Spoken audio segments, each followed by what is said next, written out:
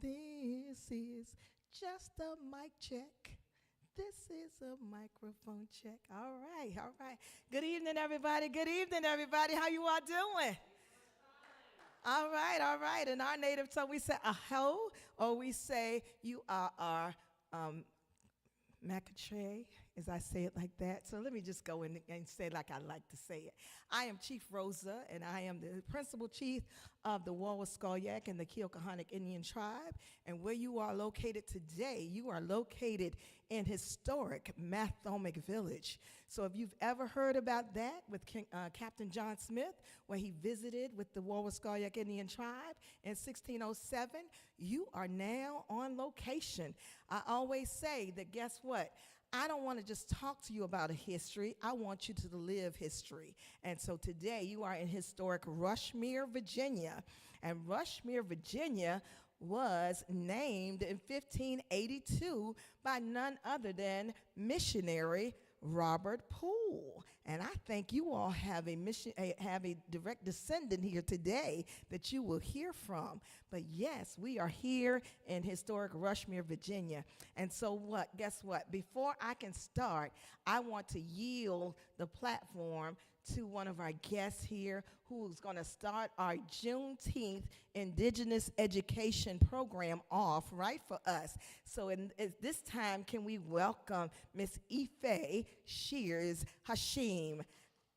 All right. Thank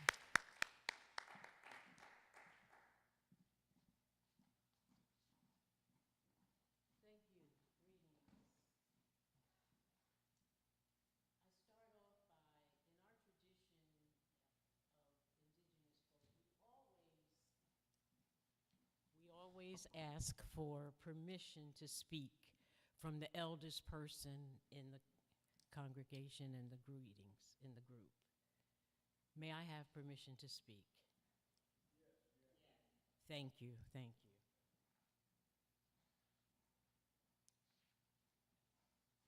I'm really, truly honored to be in this place today because in this very special place, this is bringing back and kicking up a lot of memories for me from my childhood.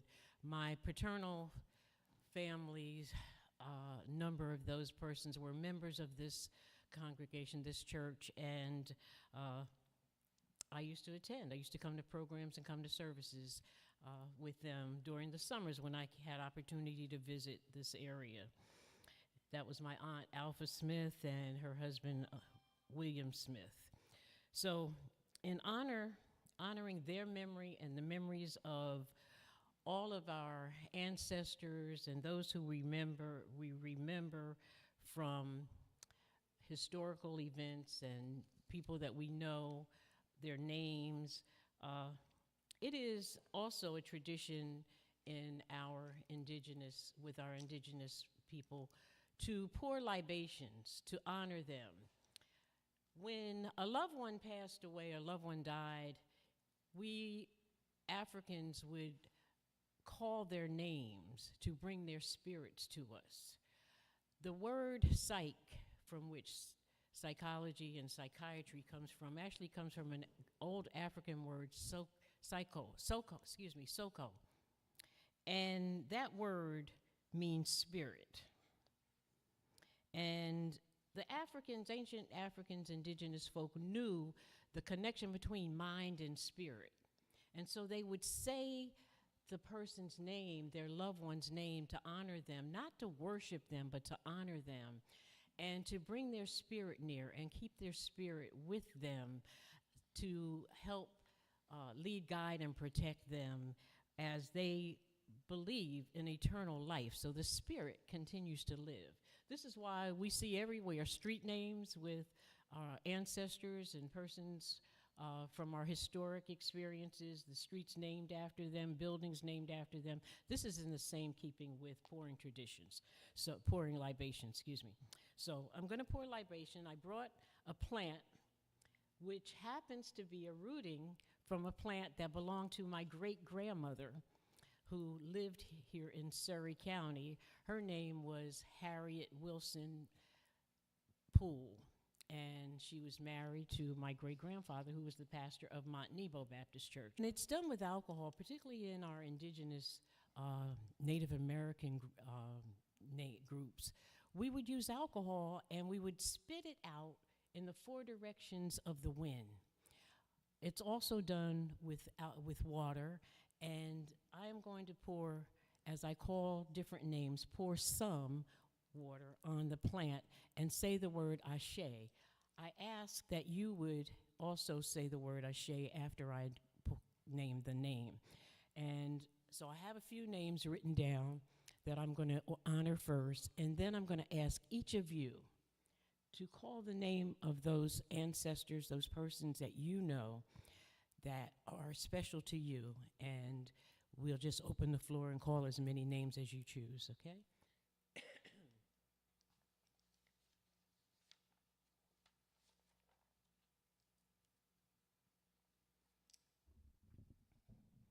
I begin with the name Narma from the first dynasty in Kemet, which is the original name of Egypt.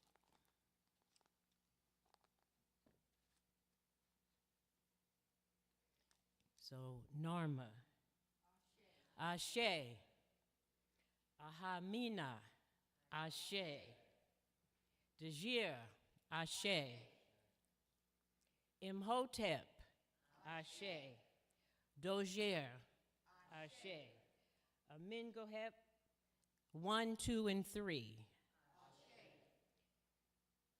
King Ansa of Ghana. Mansu Abu Akan of Mali. Queen Nefertiti. All of the Mamiwata, who were the first women priests in the indigenous mother of Akebulon. Ashe. The survivors of the African Holocaust who did not survive who survived the trip but did not survive to actually live in the new world. Ashe. And all of those who endured the treatment, the mistreatment, the inhumanity of the African Holocaust here in the New World. Ashe. We honor Queen Mother Harriet Tubman. Ashe. And Brother Frederick Douglass. Ashe. And our brother Nat Turner. Ashe. Gabriel Prosser. Ashe. Christophus Atticus. Ashe. Benjamin Banneker. Ashe. Josiah Henson. Ashe.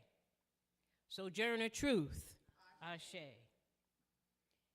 And all those whose names we never knew. Booker T. Washington. Ashe. John Mitchell Jr. Ashe. Magdalena Walker. Ashe. Thurgood Marshall.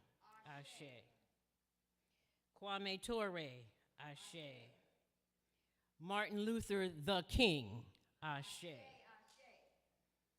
Barbara Jordan. Ashe. Dick Gregory. Ashe. Rosa Parks. Ashe.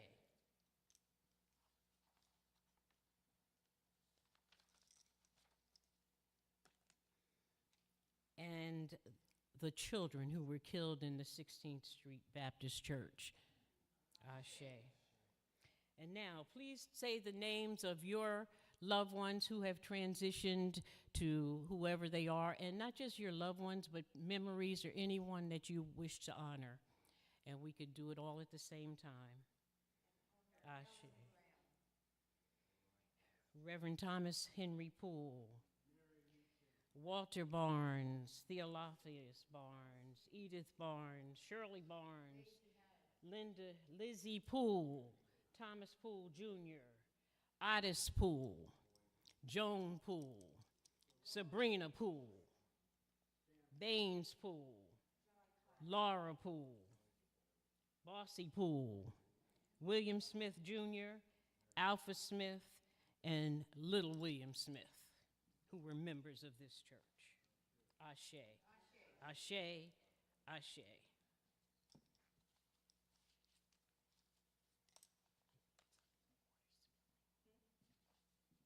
My water is spilling over a little bit here. I need something to wipe it out. So, uh, I mentioned that my great-grandfather was pastor of the Mont Nebo Baptist Church, and I drew this portrait of him about 4 years ago. I also have a picture of my great-grandmother, but when I tried to take it down off the wall, I couldn't get it down today.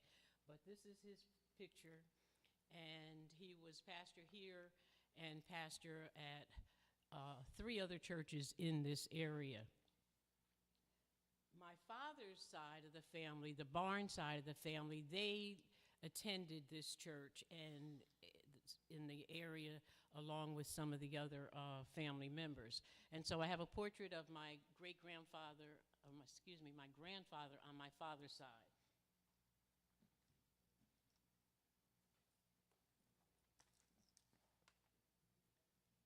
His name is Walter Barnes. Doing this portrait, I'm telling you, he talked and talked and talked. I could just feel his energy. Thank you. Just right here. Take the phone. Thank you. I'm sorry, we poured a little more water than the container would hold. This is a portrait of my father right next to it, and my mother, who lived in Surrey County. Were born here in Surrey County. My mother lived she was a neighbor of my father. She lived on the main road, and he lived in the property right behind her, and they knew each other all their lives, married, moved away, and came back here and lived here for another 20 years. Portrait in the back is my grandfather when he was 20 years old, and it was taken from a picture that I actually have of him when just before he and my grandmother got married in 1898. They had pictures of them in their formal attire. I just felt that was so special, and I just wanted to share it, being in a place where we're talking about our ancestors. We know that this is the 1619, the celebration of Juneteenth, of those who arrived and lived here, and then of the fact that after Africans were in this country for a number of years in a very humbled position, that when they received their freedom, it was 2.5 more years before the message got to everyone and to those who were living in Galveston, Texas. And so we do celebrate freedom, but we know that we're not there yet. We have not reached the level where we choose to be, where everybody has 100% human rights across the board. And so even as we come to celebrate Juneteenth, we still know we have more work to do. We honor one of our elders who's still with us, Dr. Opal Lee, and I have a portrait which will be shared with you by our next speaker, who is Dr. Imaja Jubilee. She will come forward and present a wonderful film documentary about Juneteenth that we celebrated last year. Thank you.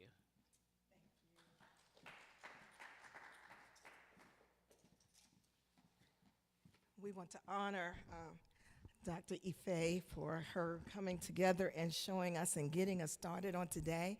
And as we go through, before Dr. Umaja comes up, we just want to make sure that you all know, and if you see me looking up there, I just wanted to tell everyone that's watching us live that if you go to our YouTube page, First Gravel Hill Baptist Church, Smithville, Virginia, you will be able to see the information that we are streaming live here.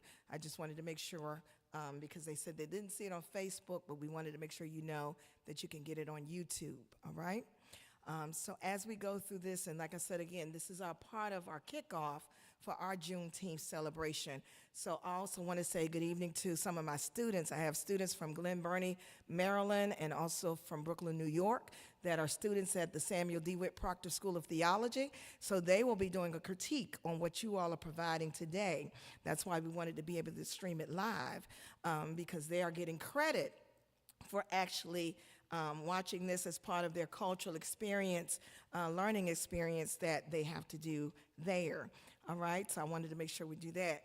And before we go any further, I want to honor my pastor, Reverend Alexander Bracer III, if he could come up and get greetings on behalf of First Gravel Hill Baptist Church. And we thank them for allowing us to have this event here as part of our multi-purpose facility that we use. Anyone can use this from the community. So we want to say welcome to Pastor Bracy.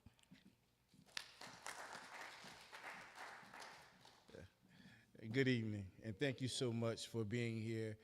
I'm excited and elated that you all are here to share with such a rich history and that we can delve into the history of Juneteenth. Our church is available for you. We love for you to come in. We love praising our Savior every single day. So we're grateful that you're here. And if you need anything, any concerns in the community, remember that First Gravel Hill Baptist Church is here for you. Thank you, and thank you for being here. God bless you.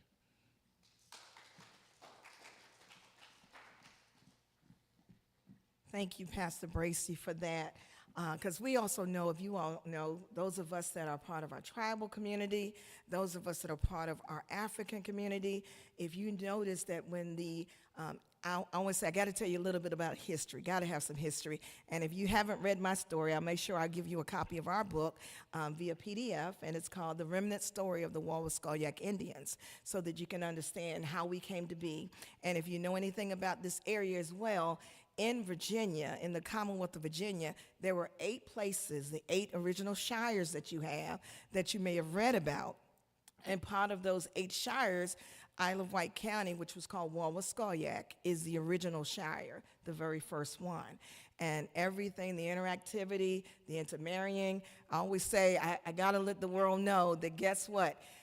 You wouldn't have America's history if you didn't have our history, because we were the ones that fed the colonists when they came in 1608.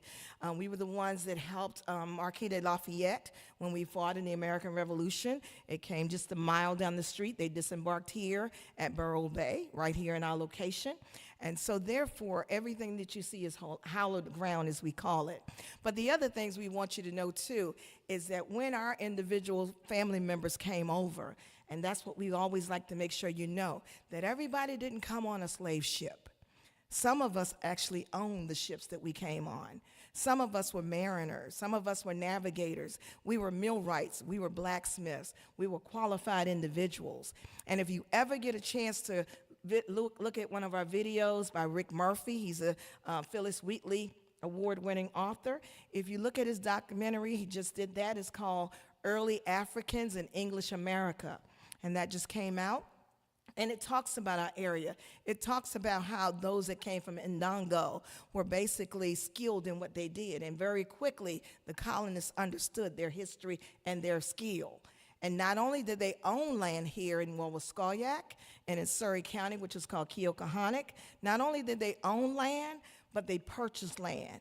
And when any individuals tried to take their land, they sued for their land. So basically, they have always owned their land. And our land and our heritage here traces back to 1497. And so that's what we say. Our history did not start in 1619. Our history started before then.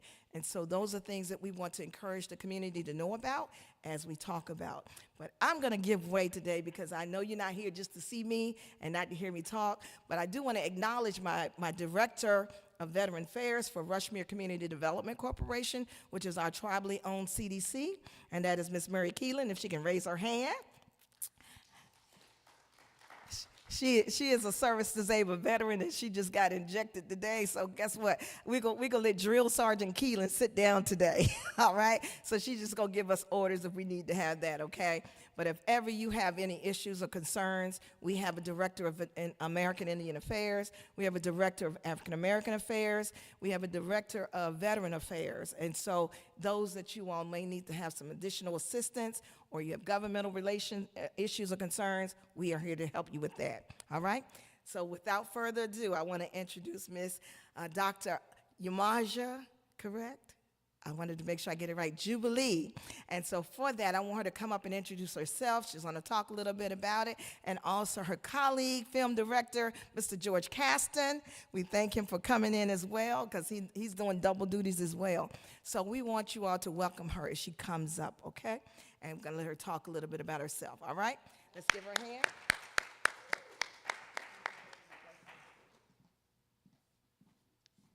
Y'all too quiet for me. One of the things, I was raised by a preacher and a praying mama and a singing mama. So I want y'all to sing this with me. We got to have a little music when we do this. So we all have come some distance to be here today. But one thing that we cannot forget is my mama would say every day, who woke you up this morning? Who started you on your way?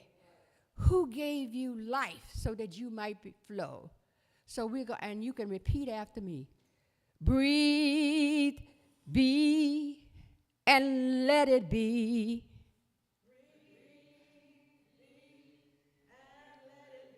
Y'all got to have more energy than that. You woke up this morning, clothed in your right mind, and now you're sitting here. Breathe, be, and let it be. Stop your feet. Breathe, be, and let it be.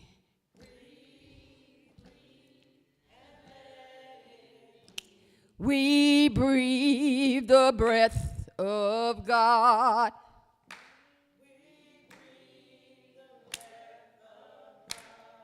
Let's do it again. Breathe, be, and let it be.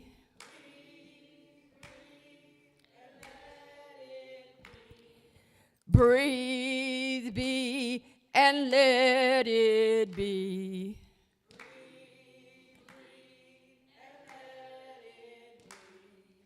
Breathe, be, and let it be. We breathe the breath of God.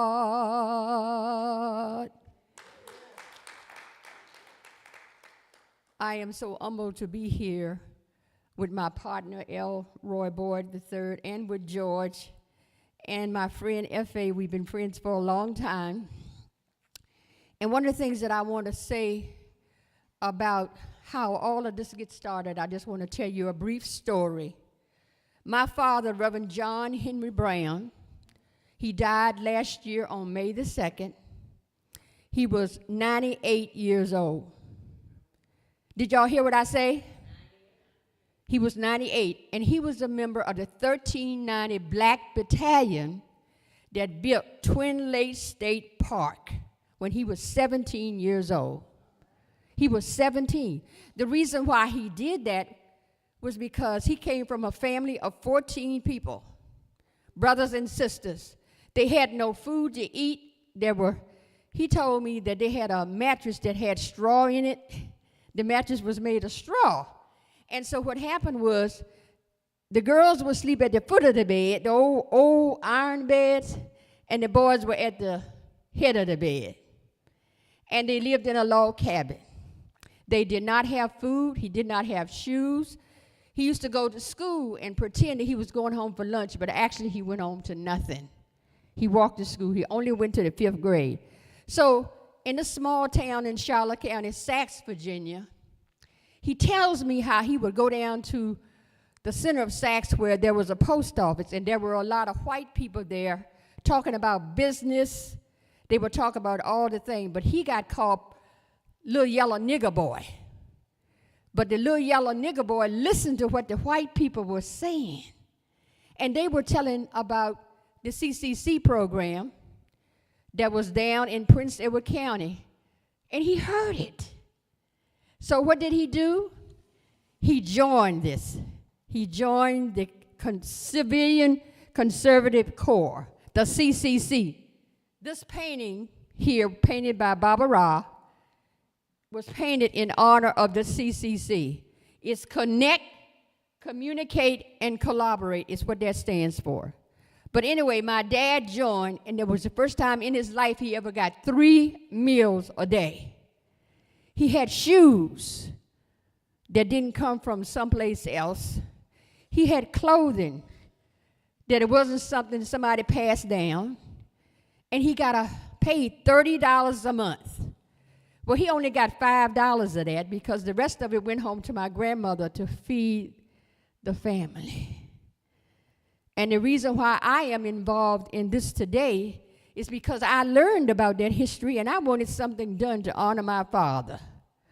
Because now if you don't record it, you don't write it, it's erased. It is totally erased. So what happened was I used to write articles for the Charlotte Gazette, and I wrote a story about my father, what I just told you. And then I went to Kevin Fabian at the lake, the director, and I told him. And I asked that something be done about it. So what they did, and I have to tell you, I was persistent, but professionally polished. I didn't put my girlfriend on, where I'd go zip, zip, zip. I was professional and polished, and I asked that they honor him, and they did.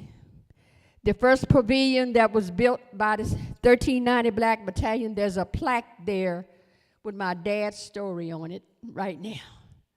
And then, moving fast forward a little bit, they had been celebrating Juneteenth, but it was inaccurate. There was no history. You know, they did it, I don't want to say, I don't know what word to use, but it was not with history with it. So I did the first Juneteenth. Yes.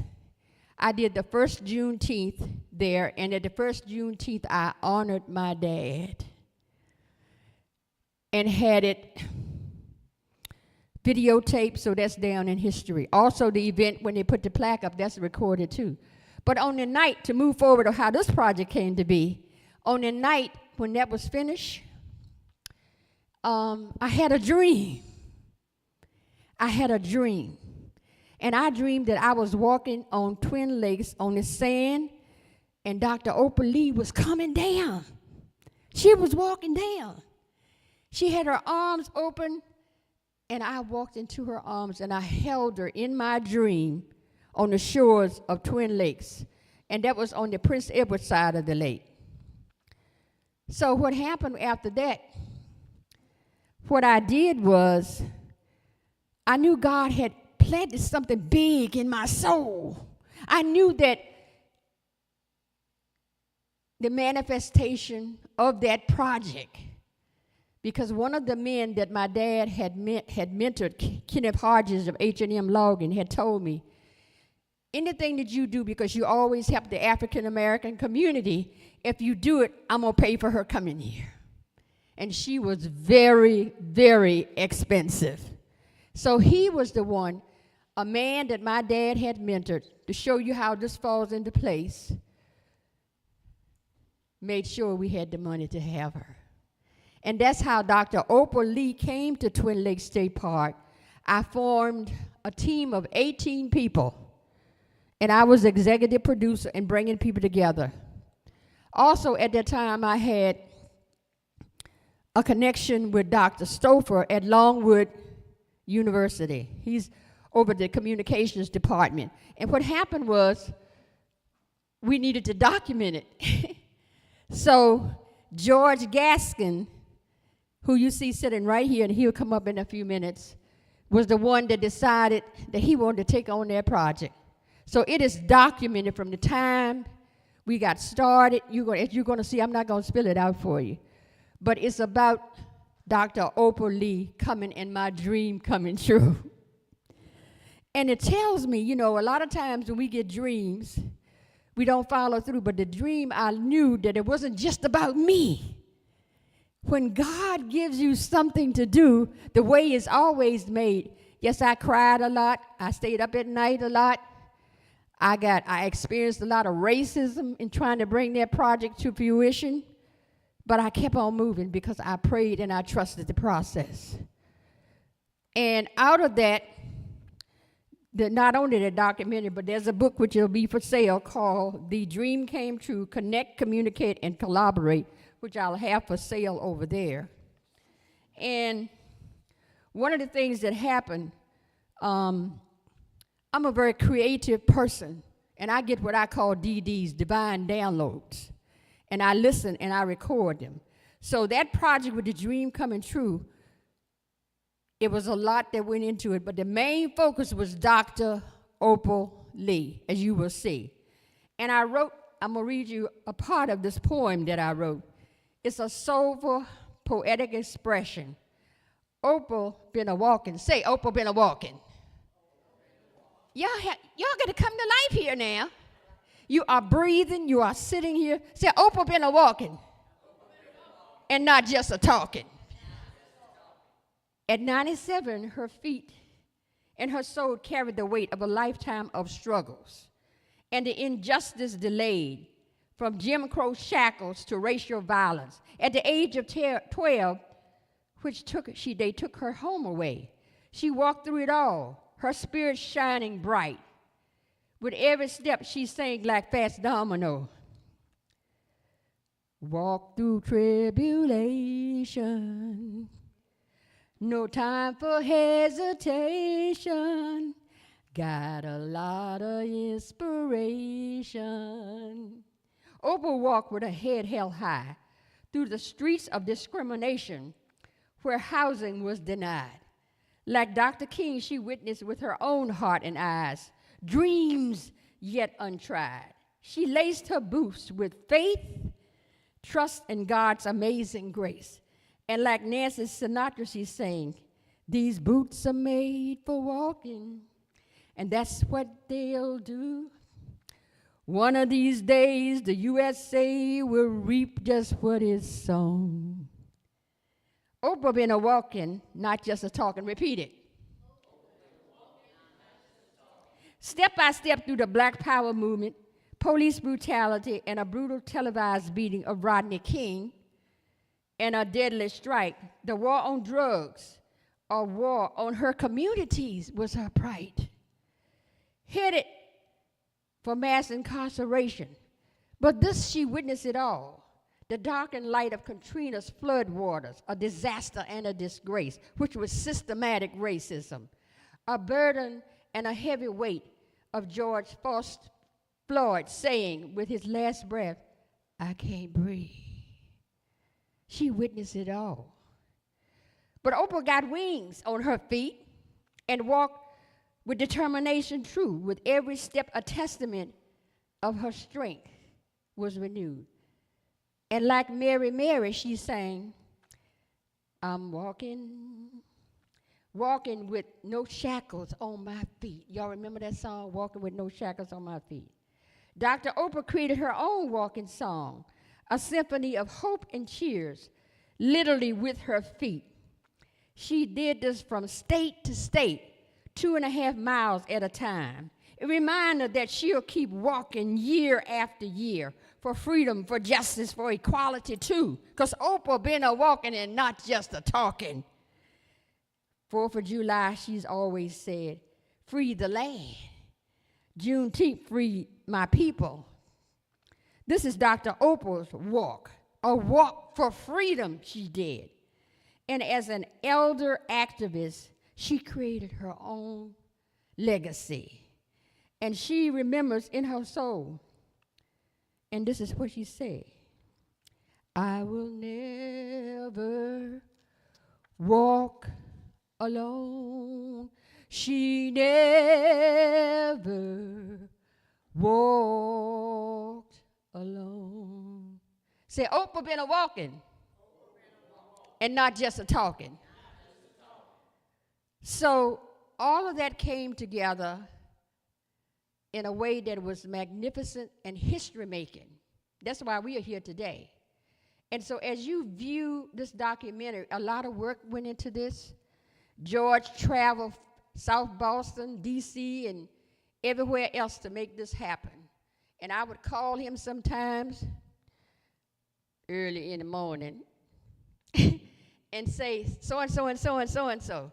And he would always be willing to follow some of the instructions or ideas that I had given.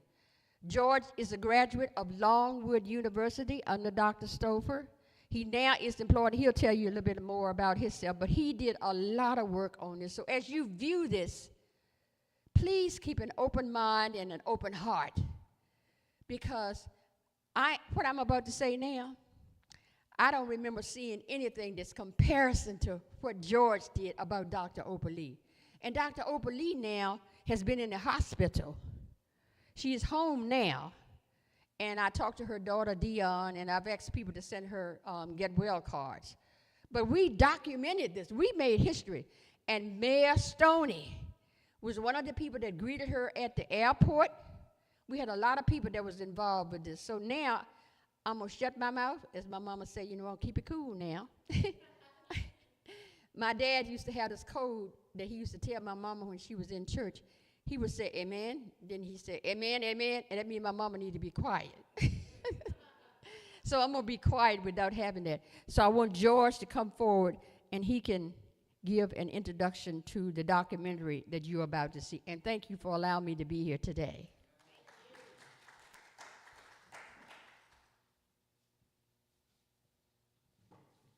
Good evening. How is everyone? First of all, thanks for having me. It's a great place out here. I never get to come out into this part of Virginia, so it's nice to be here.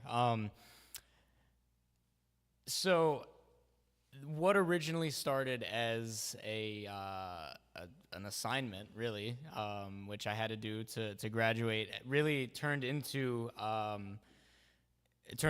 friendship, a lifelong friendship with Dr. Yamaja here, and it turned into a project that took on a real life of its own, and I think you'll see that here today.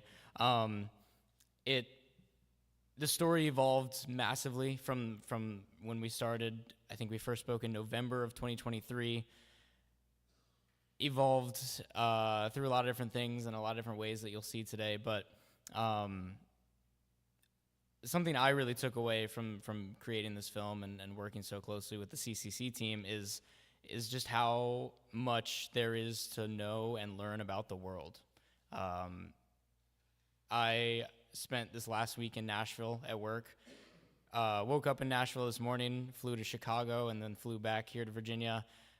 The last couple of days in Nashville, I've been seeing Juneteenth events getting set up. I didn't leave the airport in Chicago, but I saw Juneteenth signage being set up in the airport. So even though we're here in Surrey, Virginia today, I know we have some other people watching as well. It was nice to see throughout the week that, this is not just a localized thing. Juneteenth is truly a national holiday now. So that was really wonderful to see as I was traveling. So, as you said, this film tells a lot of stories, not just the story of the CCC team, but the story of how the CCC team came to be, going back almost 100 years, right? Almost 100 years. So I hope you guys enjoy, and let's get it rolling.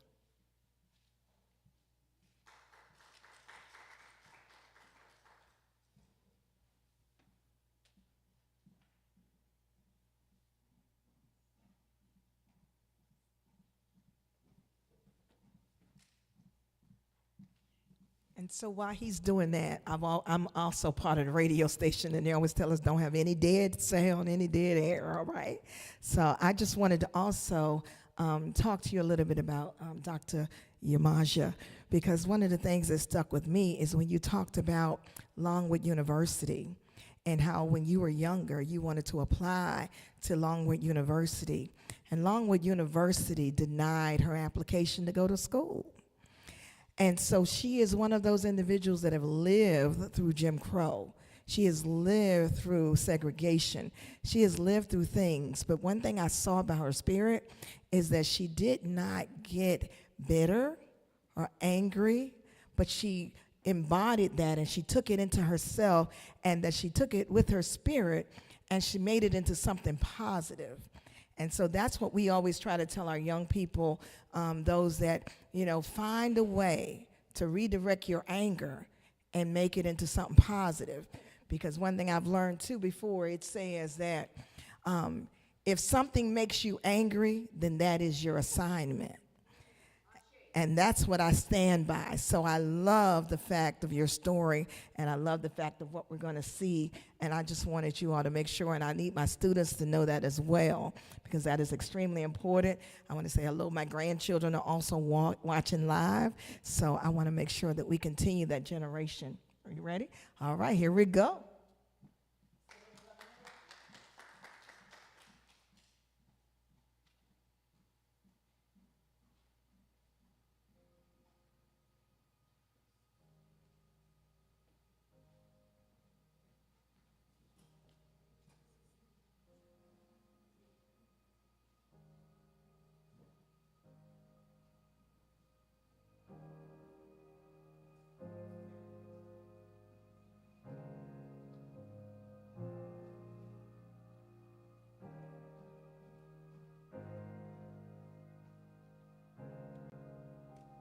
Landmark moment in American history. President Biden just back from the Geneva summit with Vladimir Putin, about to make Juneteenth a national holiday.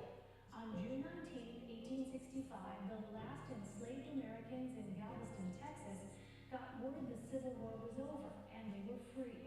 The bill passed unanimously in the Senate, but 14 Republicans opposed the bill in the House. The federal recognition of Juneteenth sets forth a level of national support for something that Black Texans had begun to celebrate several years ago. First new federal holiday in decades, co-sponsored by South Florida Representative Frederico Wilson. This is an important day for African Americans across the world.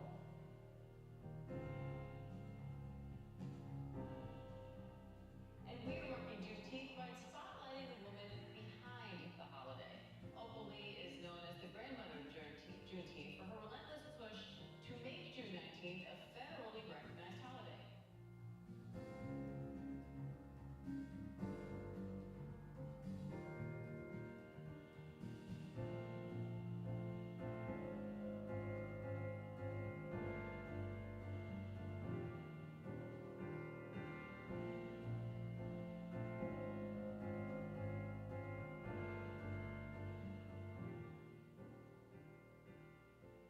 There are special projects that, such as this one, and the project that we did last year at the lake, which just motivated me, inspired me to do something else. This is the biggest project that I've ever been the executive producer of and the director of.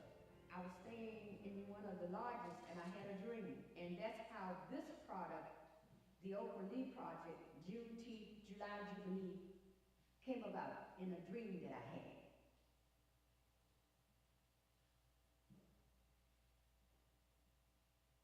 Friend of mine, a high school graduate, he also, named Dr.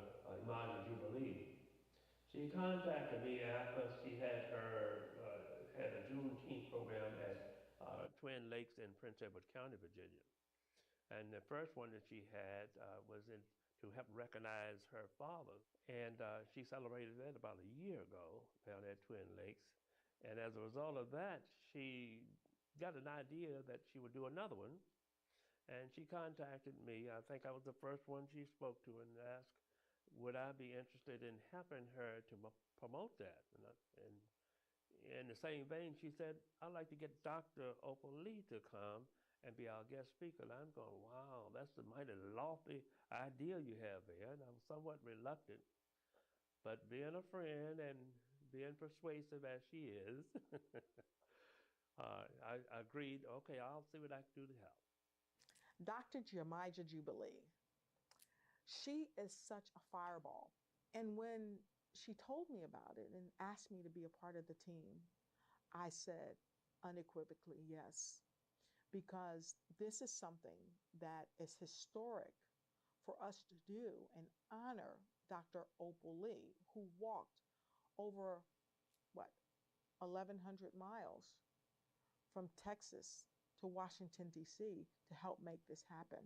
As we contact people, individuals, they were happy about the idea and more than willing to work and make it happen. And moving forward, each time Dr. Jubilee would contact someone and ask, talk to them about the idea, it sort of mushroomed with them. And each time I did it, or Patricia, or Wanda Morrison did it, people were elated about the idea, happy and excited, and they wanted to be a part of it. And it just commenced growing and growing and growing until today it's coming to fruition. And we are very excited about it. We are very excited about it. And the main motivation for doing this is really my father, the Reverend John Henry Brown, who was in the 1390 Black Battalion when he was 17, built the dams and all the other projects that surrounded Twin Lakes, which used to be Goodwin Lake and Prince Edward State Park, was for African Americans only. And the state honored him before the pandemic, and then last year I co-produced the first Juneteenth that it was ever held on the side of the lake during Jim Crow, especially for what they call quote-unquote Negroes or colored people. In the 1930s, the United States was in the midst of the Great Depression. People didn't have jobs, people didn't have money, and Franklin Delano Roosevelt, FDR, as part of his New Deal plan, came up with the idea of the Civilian Conservation Corps.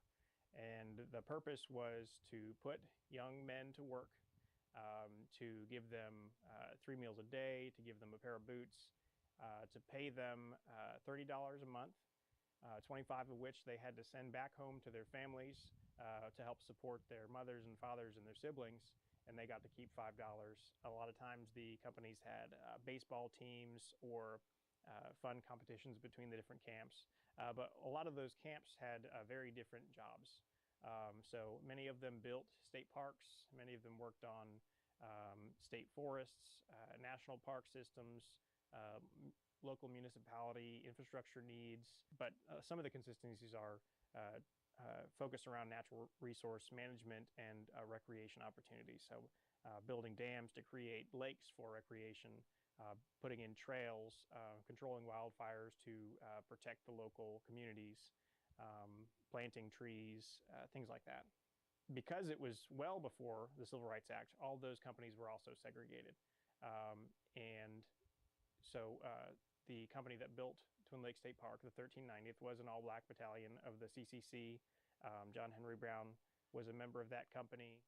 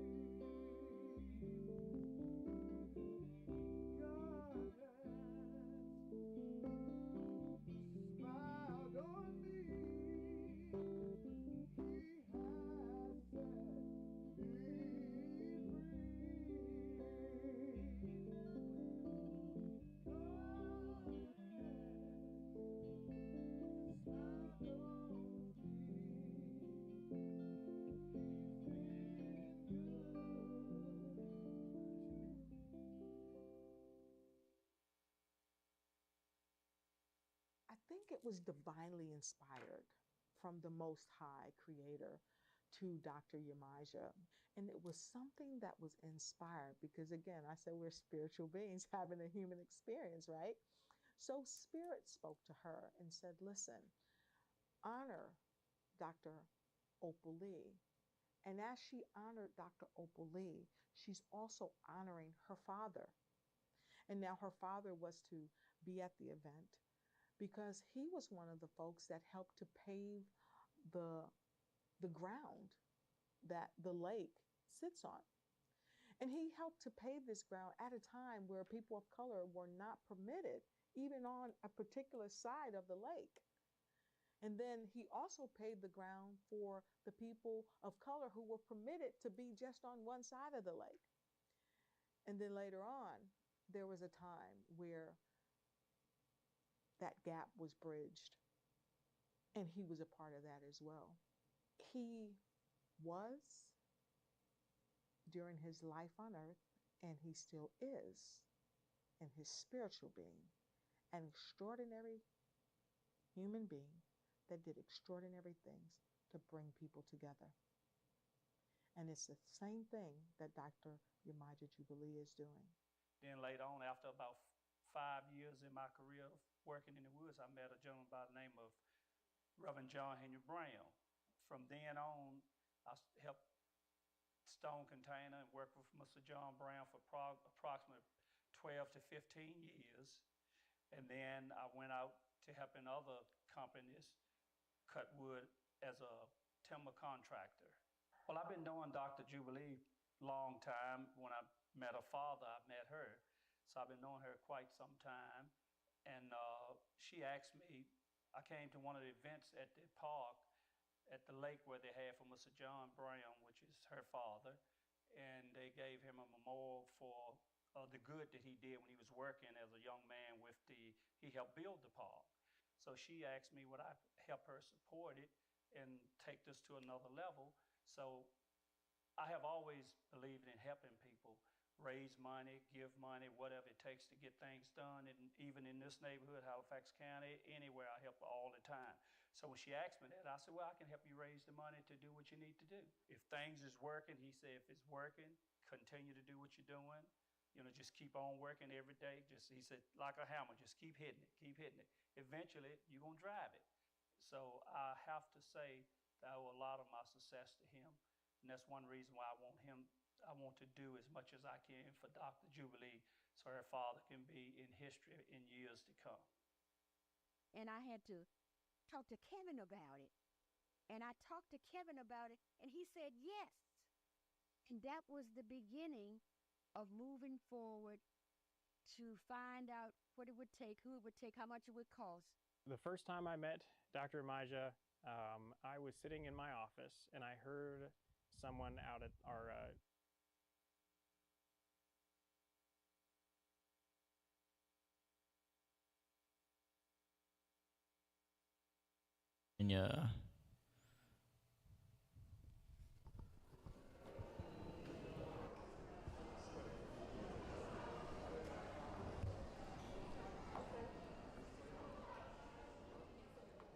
We are currently waiting for Dr. Opal Lee to arrive, who is the grandmother of Juneteenth.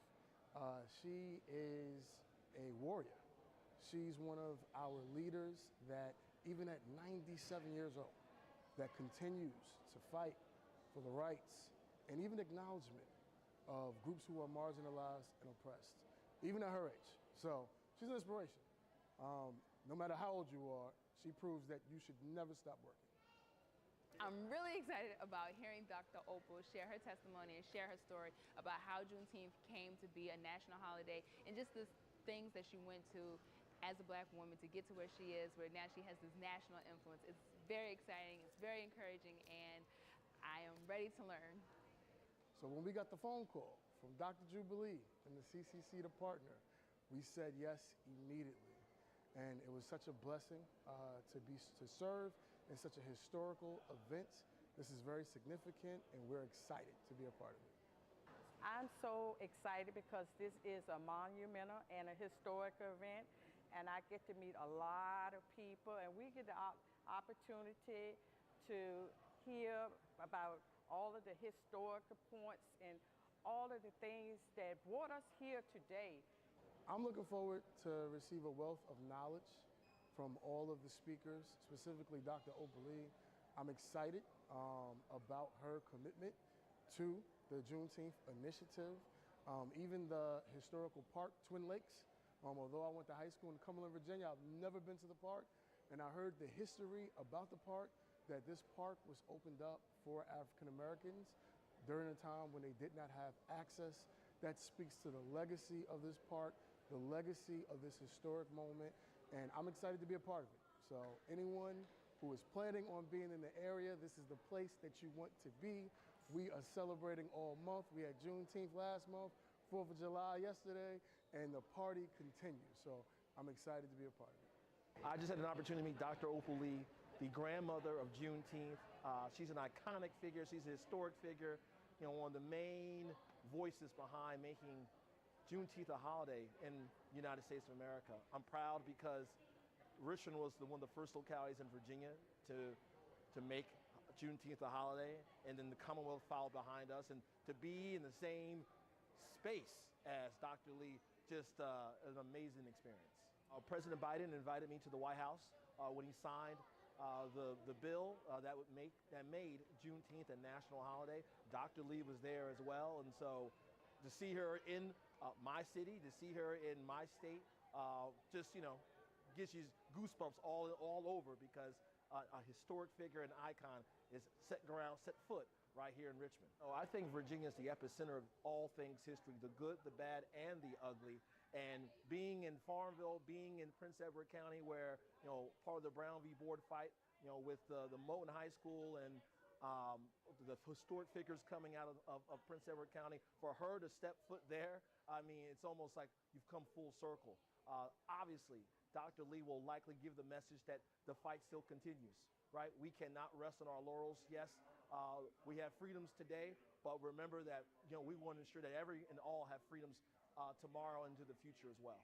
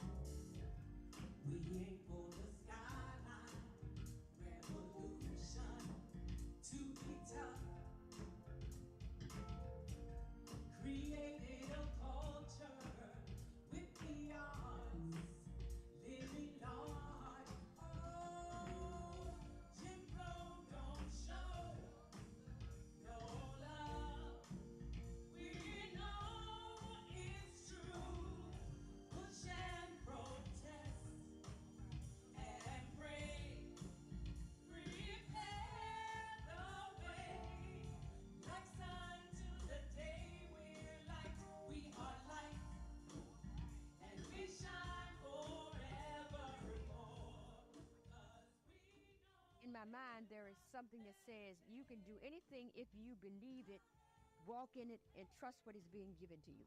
This has been given to you to do here, and everything will fall in place. And then there's the other side. Oh, this is the biggest thing that you've ever done. You don't have the money. You don't have the people to help. Are people going to buy into this? Are they going to think you're crazy when you tell them that you had this dream about this lady being here?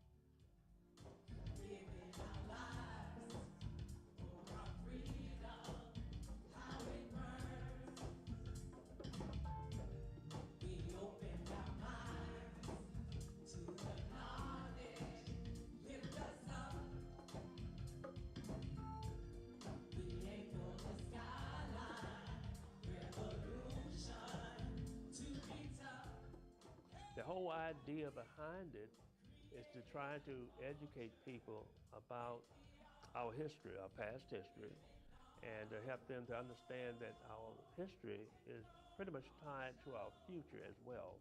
The future, their future, as well as their children's future. And that's what we try to do, bring people together to help them get a better knowledge and understanding from whence we've come and where we need to go. We look back and reflect, not to point the finger of blame, but to say, this is a part of American history that we must discuss, because if we don't understand where we've come from, we will repeat the past. I think the primary thing, though, for Juneteenth is because Juneteenth helps us to understand that although the slaves were said to be free in 1863, all slaves were not free. It wasn't until 1865 when the last Confederate community of enslaved Americans in Galveston, Texas, were made free. And as I always say, when one person is enslaved, then to some degree we are all enslaved because we are all connected. I truly believe that we are spiritual beings having a human experience. And when we are enslaved in our mind, in our spirit, even in our emotions and in our body, then truly a part of each of us is enslaved.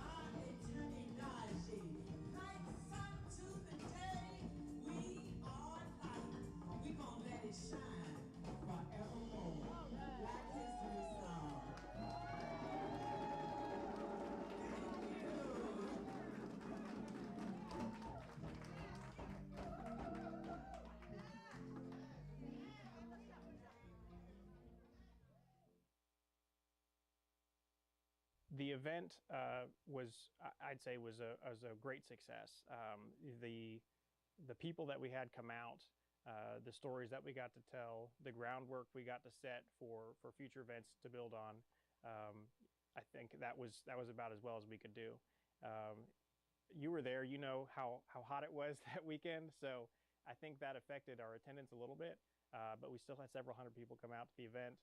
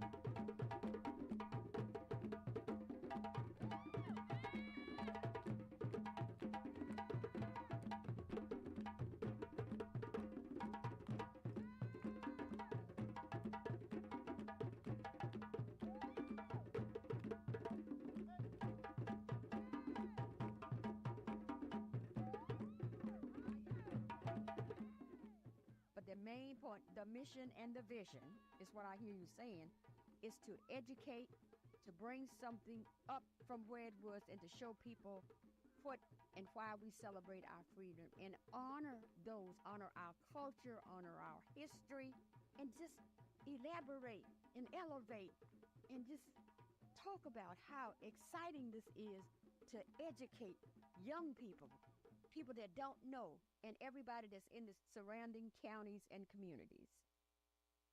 Dr. Opali is a pure example of hard work and dedication. Her early job as an educator and her strive for this holiday is so inspirational. Her actions make me want to touch the lives of so many other people just like she did. Dr. Opali is the driving force behind Juneteenth. She is best known for her activism and as the grandmother of Juneteenth. Her family moved to Fort Worth when she was 10, and 2 years later, she watched as 500 white rioters burned down her house. Dr. Lee's story is an inspiration to stand up against injustices. Dr. Lee leads a 2.5-mile walk each year representing the 2.5 years it took for the news of the Emancipation Proclamation to reach Texas. It really emphasized the fact that age doesn't stop you from doing anything. Neither does race, gender, or just everyday problems in life. Her perseverance is very contagious, and it'll continue to spread not only through me, but to everyone here and everyone who knows about her. Dr. Opali has once led an online petition that she had hoped would draw at least 100,000 signatures. She ended up with 1.6 million on June 17, 2021. President Joe Biden signed Senate Bill S-475, making Juneteenth the 11th federal holiday.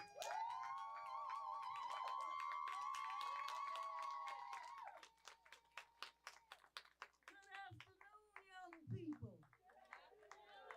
And just know you're all young people if you're not 97. Oh, to get here in Virginia, I've never been here before, and everybody has been super nice. Oh, yesterday they had an outing about Juneteenth and the dances that the young people did and the music. Well, to tell you the truth, it was off the chain. Freedom's not just for people in Texas, not just for Black people. Freedom's for everyone. And we're not free yet. There's too much joblessness and homelessness and health care that some of us can get and others can't. And climate change that we are responsible for. I keep saying over and over again, if we don't do something about climate change, we all go into hell in a handbasket. So these things need to be attended to so that we can all be free. Our Bible tells us we are our brother's keeper, so we have to act like it. I believe already her father's legacy is being told, and it's going to be kept. It's going to be passed on to each generation so they'll know what he did and the sacrifices he made. I think that what's been done here will show others that they can do the same. And so I'm looking forward to being invited next year. I want the young people to know that they can do the same. That if it's something that's going to benefit the community, the one you live in, the one you work in, your church, your school, your city, your state, if you have an idea, then you're supposed to share it and not give it up, not let the naysayers turn you around, because they will if you let them. So, my thing is, young people, it's going to be left up to you to make yourself a committee of one to change somebody's mind. You know people who aren't on the same page you are. Change their minds. Not going to happen in a day. You're going to have to work at it. But if people have been taught to hate, they can be taught to love, and it's up to you to do it. Thank you.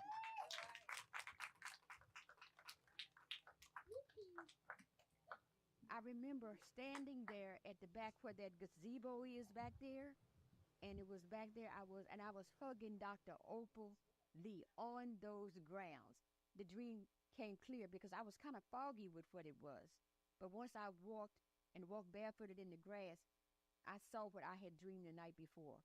I had dreamed that she was standing there making history just like my dad had at a Juneteenth celebration.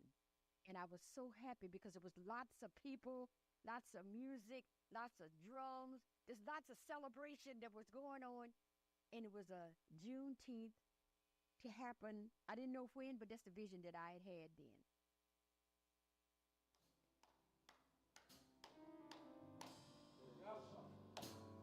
Yes, sir. Honor of God, Lord of my life, our Savior. Let us pray. Our Father. Yeah. God who sits high. Yeah. And looks low. Yes. God who is all. Yeah. Our all in all. Yes. In all our situations. Yes, Lord. In all of our circumstances. But let me tell you what we do in Texas. We have a flag raising. The Juneteenth flag has so many symbols that the young people need to know about. And then there's a breakfast of prayer. Not a prayer breakfast where you're going to eat a lot of food, but it is so beautiful and it has so much to offer.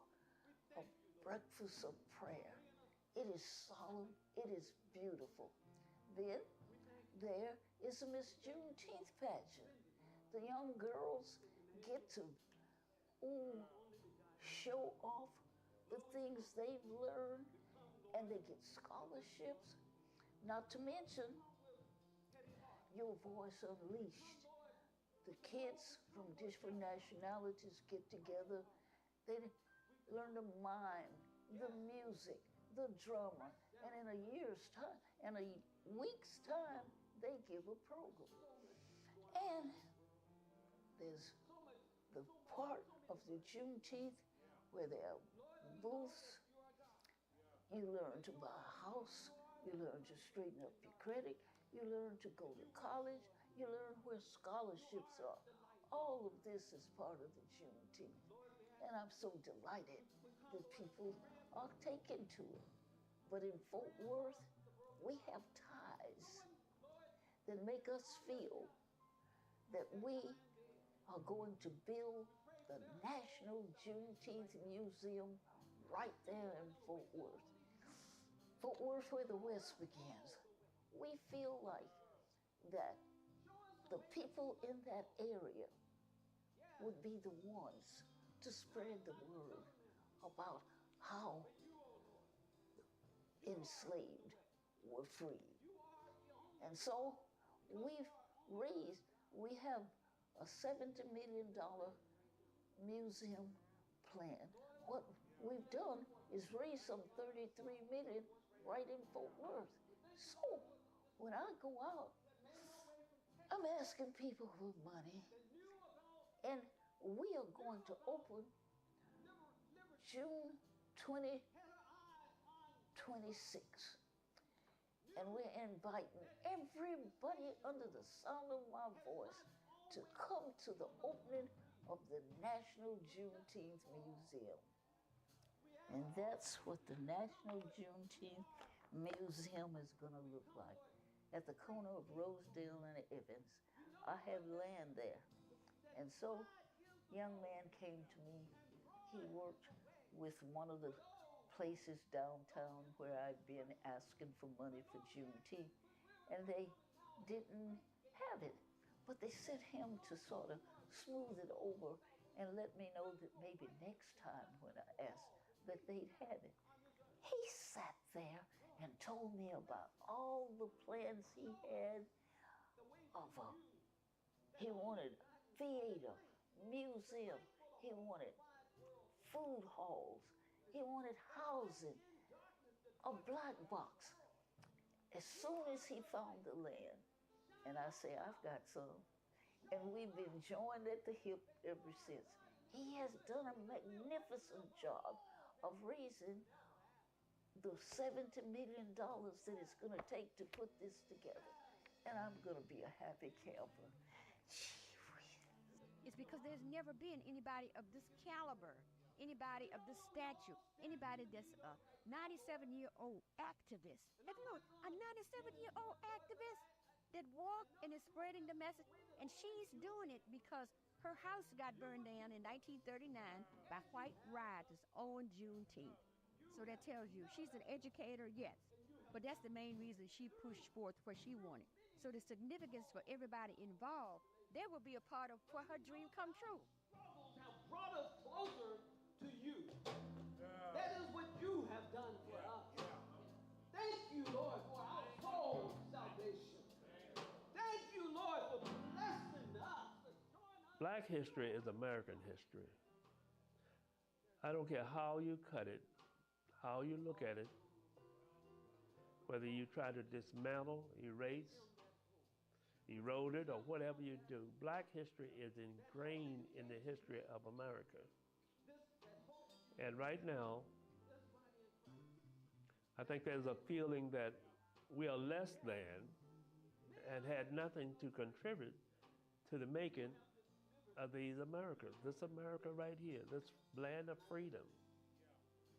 And I think this program right here, along with others across this country, reiterate the fact that Black people were the ones who worked to help build the White House. Black people were the ones who helped inventions across this country, across this nation, across this world. And to say that Black people are ignorant and had nothing to contribute to civilization, that is the farthest thing from the truth as anything in this world. Everybody in this world has something to contribute to the growth of this world. We're all part of this world. We're all connected. We all had a hand in the construction of it, just like we have a hand in the destruction of it at this particular time. And so the significance of Juneteenth is to say, our brother, our sister, those who are melanated, were freed, were given the unalienable rights of people that did not look like them. For white Americans, they had privileges that people of color did not have. And so, as a nation, we were able to rise to the cause of civility for all with harm to none. The interesting thing, though, that we continue to see, even though Juneteenth is a day that we honor and we are grateful for, is that even yet today, many of us are still enslaved in our minds. We are still enslaved in the areas where people of color can't buy houses in certain areas because there are powers that be that would keep us out. And so it's very significant that we continue to work on Juneteenth and what it means, because there is a level of equality that we all must face, not just people of color, but everyone that comes to this melting pot that we call America, the place that we call the land of the free and the home of the brave, the country that I fought for as a United States naval electrician. We all must be free. And so until everyone's free and feels a sense of equality, no matter what skin they're wrapped in, Juneteenth must continue to sound the bell of freedom. You know, we may have had a bloody past, but we do not have to have a bloody future. And it starts with being informed so that we can be better tomorrow and every day after than we were before.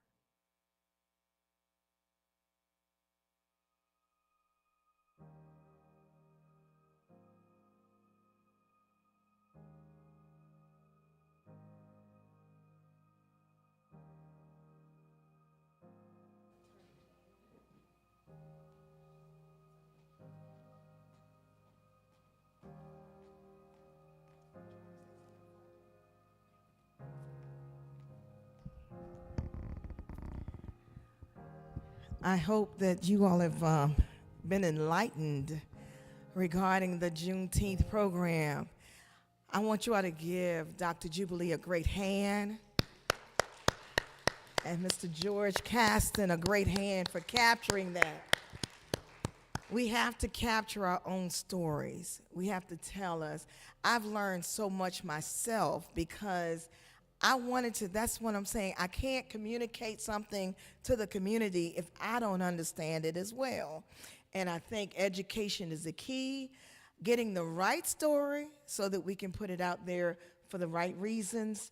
One of the things I think I heard Mr. Caston say as he was talking and explaining, he couldn't put the right word to it.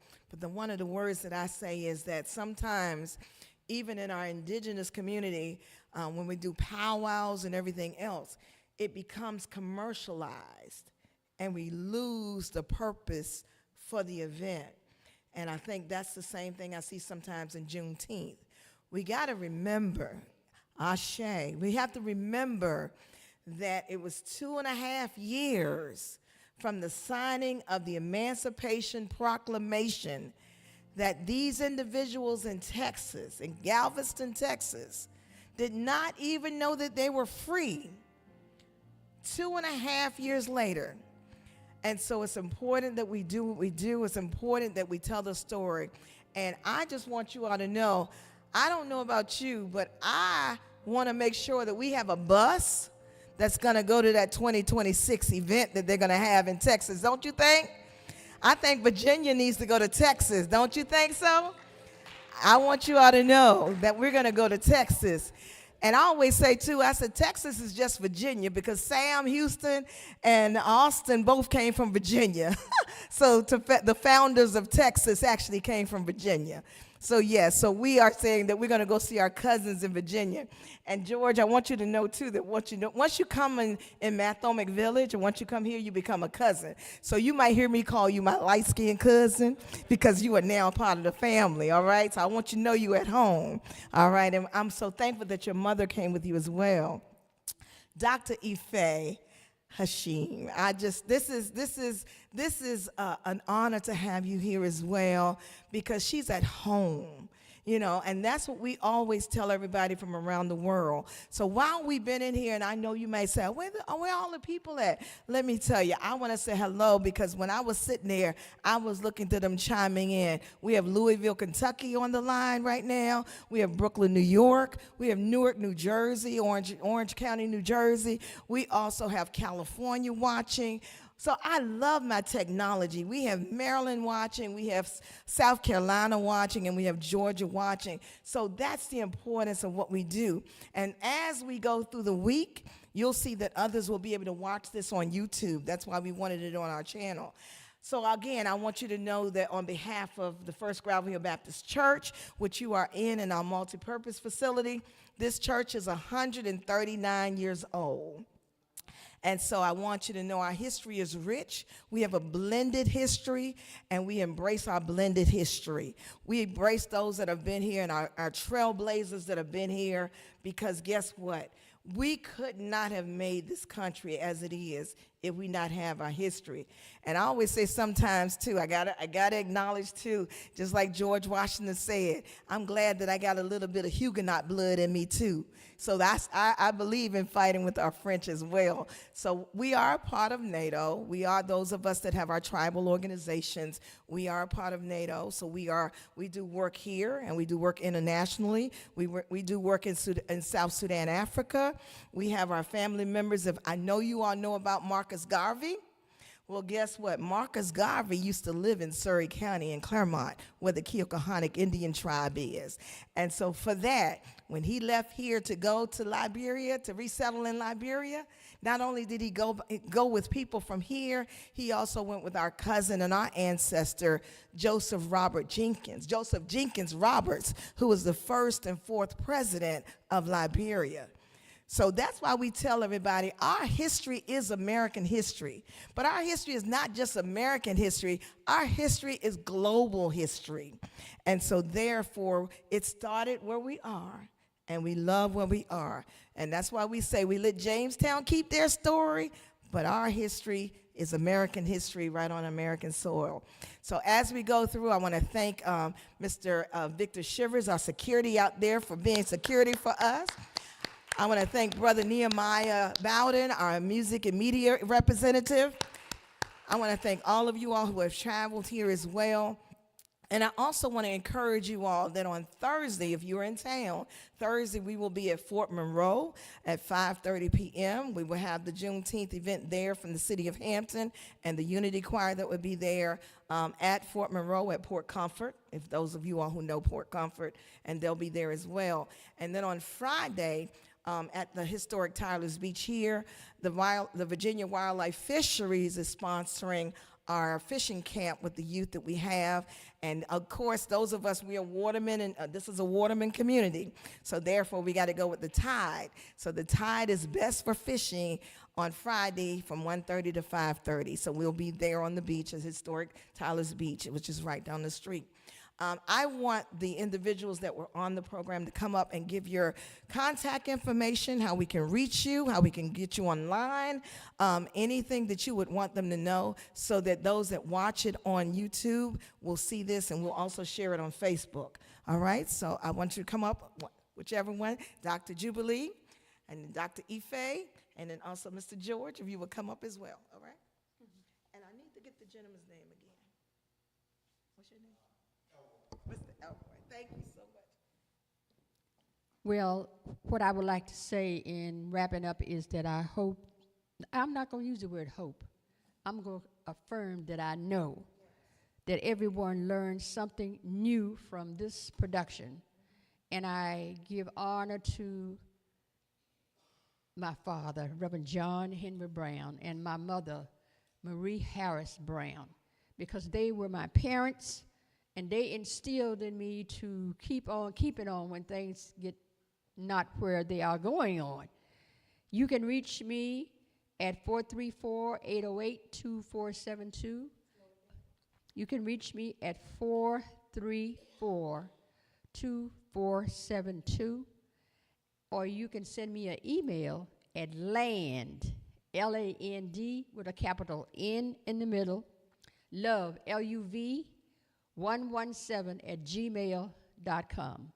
And if you go to Facebook, you will see all the things that are there that I have been doing. You go to my YouTube channel, which is Love, Light, and Positivity, and you'll see a lot more of the engagements that I have. I am available for inspirational speaking. I'm also known as the Soulful Poet. I do spoken word. Usually I have a drummer, a saxophone, or a trumpet player with me. And also, I have a brand new book that's coming out. Will you hand me the card, please? Thank you. Appreciate it. My new book is called Born and Raised Under Jim Crow, Now You Know, by Dr. Imaja Jubilee, with art by Joel. And the book bash birth, we'll be celebrating the launch of that book on September the 13th at Unity Church of Bon Air, 923 Buford Road, Richmond, Virginia. And if you would like to come, you can reach me again at landinlove117@gmail.com. And we're asking that people come and give a love offering as well. The other thing that I want to say is this: you cannot do things alone. It's about connecting, communicating, and collaboration. We cannot do it alone. So together we brought all of this together. And without the help of other people, I wouldn't be standing before you. I would not be here and presenting this film without the cooperation of many, many people. So we say thank you. And again, our books, The Dream Came True, is available on Amazon.com. You can go to Amazon. Or if you'd like to have a book from me, you can contact me at the landinlove117@gmail.com. Thank you for allowing me to be here today.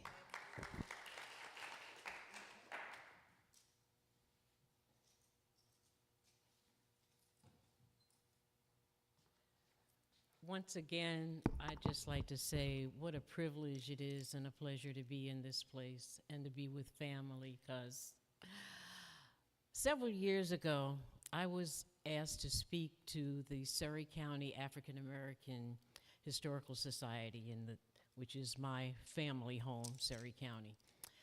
And it was the first Sunday of November, and I was trying to come up with a topic. I've been studying history, I'll call it history first, for many years. And I wasn't sure exactly what I would share because it was just at the end of October, which we all celebrate All Hallows Eve, Halloween, and then also not long after the Columbus Day, which we know that story is not accurate. And so I was trying to decide what to talk about, and Spirit, I had a download also. Spirit told me to talk about my story.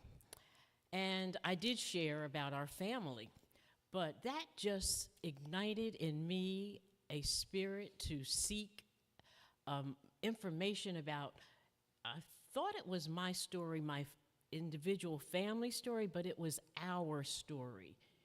And I began really delving into learning as much as I could about humanity, but about our origins in the motherland.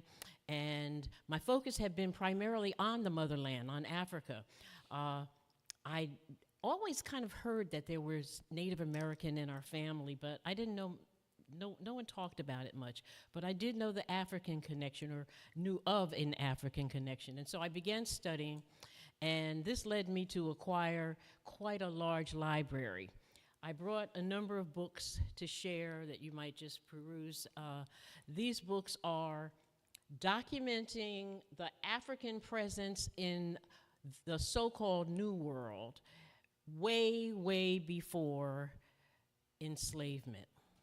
And this is part, like I said, about Juneteenth. Yes, we celebrate, but we have a story to tell way before there was the war, because that's what it was, a war on our people, where they came and took us right from our homes, like from our churches, from our work, our gardening, or whatever it was we were doing. It captured us and enslaved us. But that's not where we began, where our life began. And so these books all document, and they're little pieces of it. The library is far larger than my husband actually said. I know you wanted to bring the entire library, but there's a lot of African story, but this is the African American connection, and they're names of books which you're welcome to take a picture of, and I invite you to do your own research and take a look at what I choose to call our story. Okay, thank you. You may reach me at, my email is Kamara Ife, which is my name, which means one who loves her culture and teaches from experience. I'm an addictions counselor. I taught, it was an instructor at the John Tyler ASAP program for 23 years of teaching and talking about behavior modification. I can be reached again at kamaraife@live.com. That's CAMARAEFFE@live.com. My phone number is 804-332-8961. Please feel free to call me, leave a message. I absolutely refuse to be connected to my phone 24/7, as I don't even have it with me today. But you leave a message, I will get back with you. And I thank you so much.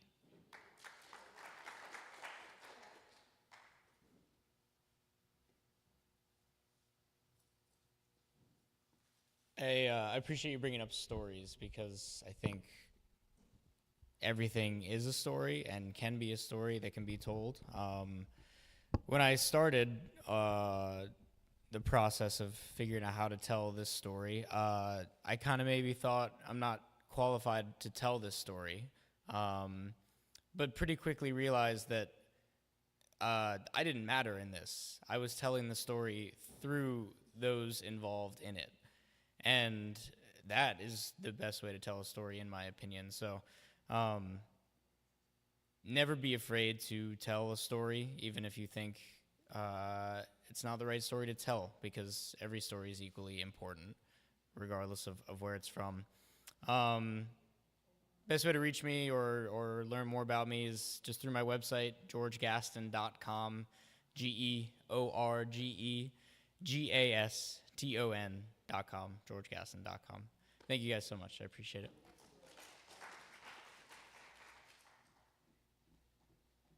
Thank you all so much for your information and for providing that. And I also, like I said, while we're here, I wanted to acknowledge Mr. Leroy Boyd III, who's an instructor at the Department of Language and Literature at Virginia State University. And I just want y'all to know that I was just talking to him a little bit. You all know agriculture is a great part of our family history as well. And so my brother Obar, as most people know him up in Richmond, Virginia, we call him King Obar. His name down here in our area, we call him Laverne and Holmes.